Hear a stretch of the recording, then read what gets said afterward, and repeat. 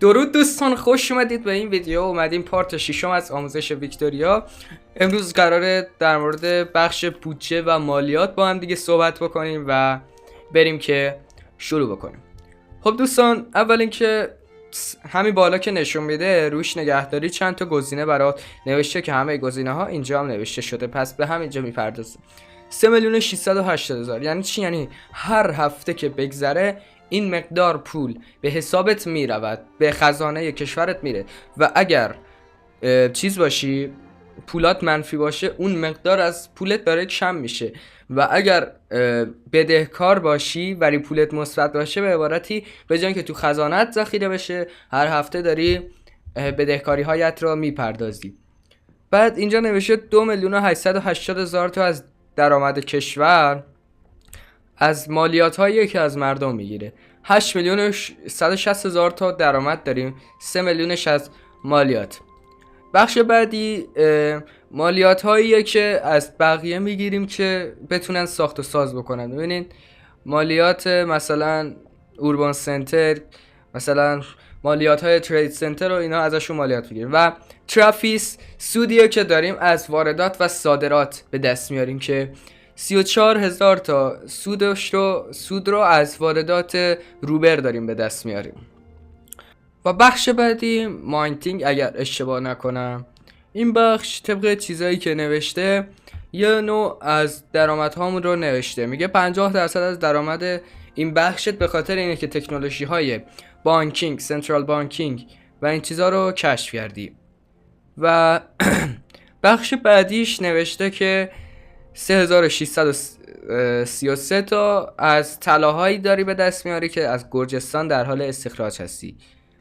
خب طبق چیزی که نوشته گرجستان مقداری طلا داره که 3,000 تا از سود کشورمون از طلاهای گرجستان هستش و به طبق تولیداتی که داری یک مقدار مشخصی بهت پول میده و طبق چیزی که اینجا نوشته 200,000 تا سودمون فقط از تولیدات ناخالصمونه، ولی طبق چیزی که من میدونم اینه که مثلا 1,000,000 تا جی دی پی 1,000 تا پول بهت میده، ولی چون این از 1 میلیارد گذشته بیشتر بهمون پول میده یا کمتر. بخش بعدی چیزهاییه که مردممون ساختن و برامون سود داره. 1,160,000 تا مثلا مالکیت ملی بر نفت هایمون داریم پول به دست بیاریم، 572,000 تا و مثلا 127,000 تا مالکیت ملی بر برق و اینجور چیزا. و بخش بعدی اینوستمنت پول ترانسفر یعنی چی؟ بچه‌ها ما اگر مستعمره ای داشته باشیم یا در عوض حمله به یک کشوری میتونیم یه کاری کنیم که داخلش سرمایه گذاری بکنیم و وقتی داخل اون کشور سرمایه گذاری میکنیم مثلا تولیدات اون کشور میره بالا، ولی چون اون کارخونه برای توه سودش برای تو میاد، پس برای ملت اون بدبخت هیچ سودی نداره و یعنی نقش بازی کردنه و ما 3,250,000 تا از پولمون رو داریم از سرمایه گذاری هامون به دست میاریم. و برای مثال مجارستان که خیلی از تولیداتش دست ما هستش. و بخش بعدی دیپلمات پکت، مثلا به یک کشوری حمله میکنی که مثلا میگه که یکی از وارگلهات یا همون اگر جنگو برنده شده این اتفاق باید بیفتد این بوده که اگر جنگو برنده شدن وار ریپلیشن بده یا همون هزینه جنگو به هم پس بده. اینجا داخل دیپلمات پکت می نویسه یا مستعمره ای داشته باشی بهت داره پول میده یا اصلا یه کشوری داره بهت وام میده. همه اینا که یه نوع روابط دیپلماتیه که باعث افزایش درآمد کشورت میشه بهش میگن دیپلمات پکت، که مثلا 250,000 تا از درآمد کشور ما از رومانیا و مجارستان اینا داره تامین میشه. حالا بریم داخل بخش ضرر. بچه داخل بخش ضررها یا هزینه های کشور میگه که 3,250,000 تا از کسری درآمدت به خاطر اینه که یکم کالاهای ساخت و ساز داخل کشور گرونه. اگر مثلا یکم استیل رو ارزونتر بکنیم یا شیشه رو ارزونتر بکنیم، برقینا رو ارزونتر بکنیم، یکم این میاد پایینتر، قطعاً خرجش صفر نمیشه هیچ وقت، ولی میاد پایینتر و باعث سود میشه. و اینایی هم که مثلا میبینید اینه که مدل کارخونه هامون، کانسترکشن هامون، که مثلا مدل اول با چوب کار میکنه، مدل دوم با آهن، مدل سوم با استیل و مدل چهارم با برق و هر چی تکنولوژیشو بالاتر ببری این مقدار ساخت و سازت افزایش پیدا خواهد کرد. و بخش بعدی اینجا نوشته government waste یعنی هزینه های دولت، که مثلا این بودجهشه که مثلا 2,550,000 تاش 1,550,000 تاش فقط به خاطر ساخت ادمنستریشن یا همون بوروکراسی هستش که خیلی هزینه میبره با تکنولوژی جدیدن مخصوصا، و کانستراکشن سکتور و دانشگاه اینا هم جزء government waste محسوب میشن. مثلا شاید واقعا بگه خب این که چیزی نداره بیایم هزینه دولت رو کم میکنیم خیلی راحت مشکلامون حل میشه، ولی وقتی این کارو میکنی یه اتفاق بد میفته. اول اینکه 20% از اعتبار کشورت میریزه، دوم اینکه هزینه‌های دولت کاهش پیدا می‌کنه، اینو خوش نوشته، و سوم و چهارم اینه که حزب‌های بانکدار و روشنفکر ناراحت میشن. مثلا بذاریم وسط هیچی نمیشه، ولی مثلا بذاریمش بالا بهمون 10% اتوریتی میده، هزینه دولت میره بالا و برعکس روشنفکرها و بانکدارها راضی میشن و چرا پولام هم اینجوری داره منفی‌تر میشه. حالا مهم نیست. داخل بخش بعدیش نوشته goods for government building، یعنی مثلا این بالا که نوشته بود اینا رو بسازی ارزون تر بکنی سودت بیشتر میره، اینم همونه ولی برای دولت. مثلا میگه 359,000 تا از ضررامون به خاطر گرون بودن کاغذه، میتونیم ارزون ترش کنیم کاغذو و سود ببریم. و بخش بعدی هزینه های ارتشه که 272,000 تا داریم هزینه ارتش میدیم، اینو بیاریم پایین اعتبارمون میریزه، ارتشیان ناراحت میشن و ترینینگ ریت کاهش پیدا میکنه. یعنی چی؟ یعنی برای مثال من 10 تا نیرو داخل تهران دارم، 10 تا کارخونه نیرو داخل تهران دارم، مثلا هر هفته 100 نفر داخلش استخدام میشن، ولی وقتی ترینینگ ریتش 75% کاهش پیدا میکنه، به جای اینکه هر هفته 100 نفر عضو بشن هر هفته 25 نفر عضو خواهند شد و اینم چیزای خوبیه که میتونیم بسازیم و قیمتش بیاریم پایین، که یکیش تانکه. بخش بعدی که میگه که پولاییه که داریم برای چیز میدیم خیریه، و بخش بعدی اینه که بذاری بهتون توضیح بدم.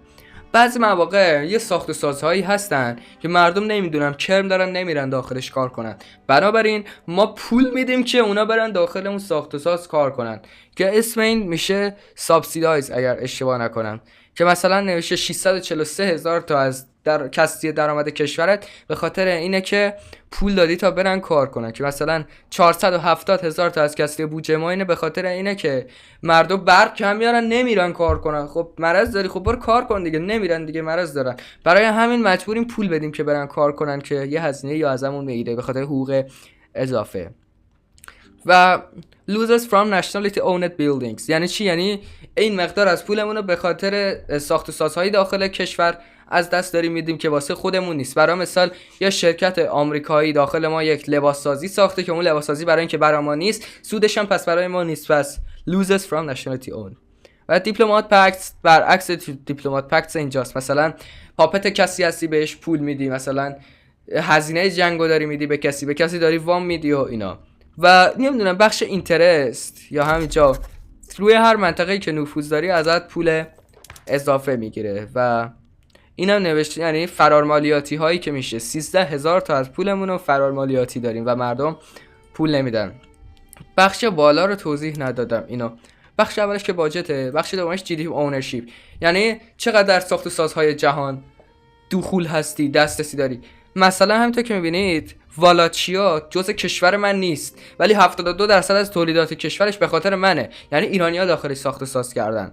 و جی دی پی اونرشیپ یعنی تولیدات اینا به عبارتی واسه من محسوب میشه به این مقدار. مثلا من تو روسیه ساخت و ساز کردم، مثلا 27% درآمد این استان فرانسه از منه به خاطر چیزایی که من ساختم و همه استان‌ها من برای خودمه به جز دمشق که مصر توش ساخته و پونجاب. بخش بعدی گلوبال جی دی پیه که پر تولیدات ترین استان‌های جهان رو نشون میده، که پر تولیدات ترین استان جهان باکوه که هنوزم داریم توش ساخت و ساز می‌کنیم، 125 میلیون تولیدات داره. بخش بعدی نشنال جی دی پی یعنی بیشترین تولیدات در داخل کشور خودت، که مثلا پر تولیدات ترین جاهای کشورت داره نشون میده، که یکیش قشنگ باکوه خودش خیلی پررنگ کرده، بخش بعدیش پونجابه و بعدش هم خوزستان و عربستان و اینا هستن. داخل بخش مالیات هم که همونطور که میبینید اگر بیارید پایین از مردم مالیات کم گرفته میشه، پس سطح زندگیشون افزایش پیدا میکنه و ناراضی های کشور هم کم میشن و 10 تا به ما مشروعیت میده. اگه یه لول بیاریش بالاتر همونه، ولی 5 تا بهمون مشروعیت میده و کمتر صد زندگی میاد بالا. بذاری وسط معمولیه و بذاری مثلا یکم بالا مالیات ها رفته بالا، پس صد زندگی کاهش پیدا میکنه و رادیکال ها افزایش پیدا میکنن و مشروعیتمون کم میشه. و اگه بذارید بالا 20 تا از مشروعیتمون کم میشه. مثلا بیشتر مواقع میبینید که چرا انقدر کشورتون ناراضیه، یکی از علتاش اینه که مشروعیتتون کمه و یکی دیگه از علتش هم که همینه که مالیات بالاست. مالیات بالا باشه هم درآمد مردمتون پایینه، هم مشروعیت کمی دارید. بخش بعدی استانهای کشور هستن که بر اساس 3 تا چیز میتونیم اینجا مرتبشون کنیم. ویتز یعنی مقدار حقوقی که مردمت میگیرن. مثلا روش کلیک بکنی بیشترین استانی که خیلی درآمد دارن و ثروتمندترین استان ایران که خیلی حقوق میگیرن تبریز هستش که من اسمشو به آذربایجان شرقی تغییر دادم. بعد به این بذاری بیشترین استانی که برای ما خیلی ضرر داره رو بهمون نشون میده. استانی که خیلی برای ما ضرر داره پونجابه که من اسمشو به سنترال پاکستان تغییر دادم و روش نگه دارید میتونه بنویسه چرا انقدر ضرر داره و به تکساس بزنی پرسودترین جای کشور رو بهت نشون میده که مثلا پرسودترین جای کشور داخل اینجا آذربایجان جنوبی هستش که من باکو رو اسمشو تبدیل به سوئوس آذربایجان کردم و 479,000 تا سود داره و 30,000 تاش از نفته و به همین راحتی. بخش بعدی یا چند تا نکته داره. مثلا ریزروز یعنی خزانه، مقدار پولی که داخل خزانت ذخیره داری که همونطور که میبینید ما ذخیره نداریم پس پولی نداریم. اینوستمنت پولز یعنی ثروتمندهای کشور چقدر داخل کشورت سرمایه گذاری کردن که همونطور که میبینید 1 میلیارد و 700 میلیون تا سرمایه گذاری داخل کشورمون وجود داره. بخش پایینش همونطور که میبینید نوشته این مقداریه که بدهکار میتونید بشید. اگر این یه تیکه کامل پرشه کشورتون ورشکست میشه و کشورتون ورشکست بشه کامل به فنا میرید، به عبارتی یعنی کشور ترکیده دیگه و من ممکنه به این سمت پیش برم با این سیو بازیم چون که پولام منفیه و این 23 میلیون تا پول رو به راحتی نمیشه جبران کرد. حالا مثلا اگر ورشکست بشیم چه اتفاقی میفته؟ اینجا نوشته میگه که 14 میلیون تا از مردم به خاطر اینکه داخل بعضی از ساختمون هایی که داخلش سهم داشتن رادیکال میشن. یعنی چی؟ یعنی ما اعلام ورشکستگی کنیم بعضی ساختمون ها هم از بین میرن، به عبارتی ساختمون هایی که مردم هم داخلش سهمی داشتن و پس مردم ناراضی میشن و رادیکال میشن به خاطر اینکه اموالشون رو از دست دادن. بس میگه 15 میلیون از مردم به خاطر اون سهمی که داخل اون شرکت داشتن و شرکت به فنا رفته ناراضی میشن و اینجا نوشته که این مجازات ها برای 10 سال برای شما اتفاق میفته. یعنی 75% از اعتباراتت میریزه.